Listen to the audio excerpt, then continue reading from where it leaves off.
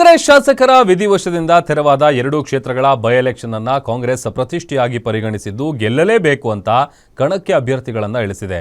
ಆದರೆ ಕಾಂಗ್ರೆಸ್ ತನ್ನ ಸಾಂಪ್ರದಾಯಿಕ ಮತಗಳು ಈ ಬಾರಿ ಕೈಕೊಡುವ ಭಯ ಕಾಡ್ತಿದೆ. ದಾವಣಗೆರೆ ದಕ್ಷಿಣದಲ್ಲಿ ಪೈಲ್ವಾನ್ ಬಂಡಾಯ ಶಮನವಾಯಿತು ಅನ್ನೋಷ್ಟರಲ್ಲಿ ಕೆಲ ಮುಖಂಡರು ಬಹಿರಂಗವಾಗಿ ಆಕ್ಷೇಪ ವ್ಯಕ್ತಪಡಿಸಿದ್ದಾರೆ. ದಾವಣಗೆರೆ ದಕ್ಷಿಣ ವಿಧಾನಸಭಾ ಕ್ಷೇತ್ರದ ಉಪಚುನಾವಣೆ ಇದೀಗ ರಾಜ್ಯದ ಗಮನ ಸೆಳೀತಾ ಇದೆ. ಮುಸ್ಲಿಂ ಅಭ್ಯರ್ಥಿಗಳ ಬಂಡಾಯ ಹಾಗೂ ಅದನ್ನ ಶಮನ ಮಾಡುವ ನಿಟ್ಟಿನಲ್ಲಿ ನಡೆದ ಪ್ರಯತ್ನದಲ್ಲಿ ಕೈಪಾಳ್ಯದ ಆಂತರಿಕ ಭಿನ್ನಾಭಿಪ್ರಾಯವು ಬಹಿರಂಗಗೊಂಡಿದೆ. ಅದರಲ್ಲೂ ಸಚಿವ ಜಮೀರ್ ಅಹಮದ್ ಖಾನ್ ಅವರನ್ನ ದಾವಣಗೆರೆ ಬೆಳವಣಿಗೆಗೆ ಸಂಬಂಧಿಸಿದಂತೆ ಉದ್ದೇಶಪೂರ್ವಕವಾಗಿ ಸೈಡ್ ಲೈನ್ ಮಾಡಲಾಗ್ತಿದೆ ಎಂಬ ಆರೋಪವು ಕಾಂಗ್ರೆಸ್ ಪಾಳೆಯದಲ್ಲಿ ಬಿಸಿ ಬಿಸಿ ಚರ್ಚೆಗೆ ಎಡೆಮಾಡಿಕೊಟ್ಟಿದೆ. ದಾವಣಗೆರೆ ದಕ್ಷಿಣದಲ್ಲಿ ಮುಸ್ಲಿಂ ಮತದಾರರು ದೊಡ್ಡ ಪ್ರಮಾಣದಲ್ಲಿದ್ದಾರೆ. ಹಾಗಾಗಿ ಈ ಕ್ಷೇತ್ರದಲ್ಲಿ ಮುಸ್ಲಿಮರಿಗೆ ಟಿಕೆಟ್ ಕೊಡಬೇಕು ಅನ್ನೋದು ಬೇಡಿಕೆಯಾಗಿತ್ತು. ಈ ಬೇಡಿಕೆ ಇಟ್ಟ ಮುಸ್ಲಿಂ ನಾಯಕರ ಪೈಕಿ ಜಮೀರ್ ಅಹಮದ್ ಖಾನ್ ಮುಂಚೂಣಿಯಲ್ಲಿದ್ರು.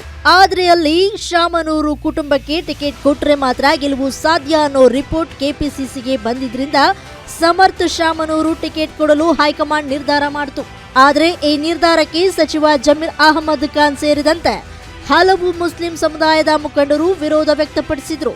ಎಲ್ಲವೂ ಸರಿಯೋಯ್ತು ಅಂದುಕೊಂಡ್ರೆ ಜಮೀರ್ ಹಾಗೂ ಮಲ್ಲಿಕಾರ್ಜುನ್ ಶಾಮನೂರು ನಡುವೆ ನಡೀತಾ ಇರುವ ಮಾತಿನ ಮಲ್ಲಯುದ್ಧ ಮಾತ್ರ ಕಡಿಮೆಯಾಗ್ತಾ ಇಲ್ಲ.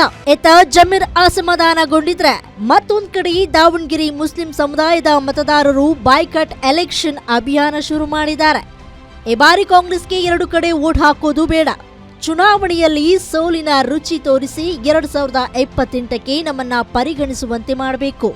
ಹೀಗಾಗಿ 2 ಕ್ಷೇತ್ರದಲ್ಲೂ ಪಕ್ಷೇತರ ಅಭ್ಯರ್ಥಿಗಳಿಗೆ ಸಪೋರ್ಟ್ ಮಾಡಿ, ಇಲ್ಲವೇ ಎಲೆಕ್ಷನ್ ಬಾಯ್ಕಾಟ್ ಮಾಡಿ ಅಂತ ಸಾಮಾಜಿಕ ಜಾಲತಾಣದಲ್ಲಿ ಕೆಲ ಮುಖಂಡರು ಅಭಿಯಾನ ಶುರು ಮಾಡಿರೋದು ಕಾಂಗ್ರೆಸ್ ಅಭ್ಯರ್ಥಿಗಳ ಆತಂಕಕ್ಕೆ ಕಾರಣವಾಗಿದೆ.